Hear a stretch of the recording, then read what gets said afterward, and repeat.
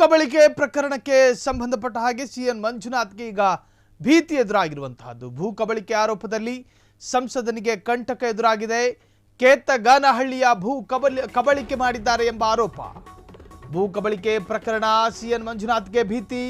ಬೆಂಗಳೂರು ಗ್ರಾಮಾಂತರ ಸಂಸದರಾಗಿರುವಂತಹ ಸಿಎನ್ ಮಂಜುನಾಥ್ ಕಳೆದ ಲೋಕಸಭಾ ಚುನಾವಣೆಯಲ್ಲಿ ಡಿಕೆ ಸುರೇಶ್ ವಿರುದ್ಧ ಸಾಕಷ್ಟು ಮತಗಳ ಲೀಡ್ನಲ್ಲಿ ಗೆದ್ದಂತಹ ಸಂಸದ.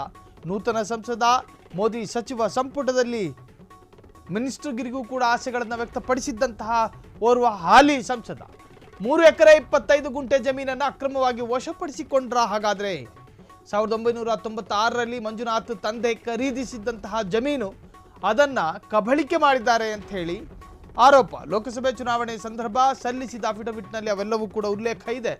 ಇದು ಬೆಂಗಳೂರು ಗ್ರಾಮಾಂತರ ಲೋಕಸಭಾ ಕ್ಷೇತ್ರದ ಸಂಸದನ ಕಥೆ. ನಾನು ಕಾನೂನುಬದ್ಧವಾಗಿದ್ದೇನೆ. ಸಿಎನ್ ಮಂಜುನಾಥ್ ಕ್ಲಾರಿಟಿ ಕೊಟ್ಟಿದ್ದಾರೆ. ನನ್ನ ಮೇಲಿನ ಆರೋಪಗಳೆಲ್ಲವೂ ಕೂಡ ಸುಳ್ಳು, ಮಾಧ್ಯಮದವರು ಅದನ್ನು ತಿರುಚುವಂತಹ ಪ್ರಯತ್ನ ಮಾಡಿದ್ದಾರೆ ಅಂತ ಹೇಳಿ ಈಗ ಆಕ್ರೋಶವನ್ನು ವ್ಯಕ್ತಪಡಿಸ್ತಾ ಇದ್ದಾರೆ. ಕೇತಗಾನಹಳ್ಳಿಯ ಒಂದಷ್ಟು ಜಮೀನು 1996ರಲ್ಲಿ ಸಿಎನ್ ಮಂಜುನಾಥ್ ಅವರ ತಂದೆ ಹೆಸರಿನಲ್ಲಿ ಮಾಡಿಕೊಂಡಿರ್ತಕ್ಕಂತಹ ಜಮೀನು. ಆ ಜಮೀನು ಸರ್ಕಾರಿ ಜಮೀನು, ಗೋಮಾಳ ಜಾಗ, ಅದನ್ನು ಅವರು ಸ್ವಾಧೀನ ಮಾಡ್ಕೊಂಡಿದ್ದಾರೆ ಅಥವಾ ಆಕ್ರಮಿಸಿಕೊಂಡಿದ್ದಾರೆ ಎನ್ನುವಂಥದ್ದು ಬಹುದೊಡ್ಡ ಆರೋಪ. ಸೊ ಆರೋಪ ಅದರ ಬಗ್ಗೆ ಈಗ ಸಿಎನ್ ಮಂಜುನಾಥ್ ಸ್ವತಃ ಅವರೇ ಒಂದು ಕ್ಲಾರಿಟಿಯನ್ನು ಕೊಟ್ಟಿರುವಂತಹದ್ದು.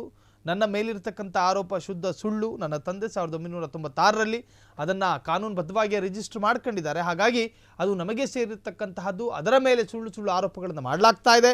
ಮಾಧ್ಯಮದವರು ಕೂಡ ಈ ಸುದ್ದಿಯನ್ನು ವೈಭವೀಕರಿಸ್ತಾ ಇದ್ದಾರೆ ಅಂತೇಳಿ ಮಾಧ್ಯಮ ಮತ್ತು ಆರೋಪ ಮಾಡ್ತಾ ಇರುವಂತಹ ಪಕ್ಷದ ವಿರುದ್ಧ ಗಂಭೀರವಾಗಿ ಆಕ್ರೋಶವನ್ನು ವ್ಯಕ್ತಪಡಿಸಿದ್ದಾರೆ ಸಿಎನ್ ಮಂಜುನಾಥ್. ಕ್ಷಣ ಕ್ಷಣದ ಸುದ್ದಿಗಳಿಗಾಗಿ ಫ್ರೀಡಂ ಟಿವಿ ಸಬ್ಸ್ಕ್ರೈಬ್ ಮಾಡಿ, ಲೈಕ್ ಮಾಡಿ ಹಾಗೂ ಫಾಲೋ ಮಾಡಿ.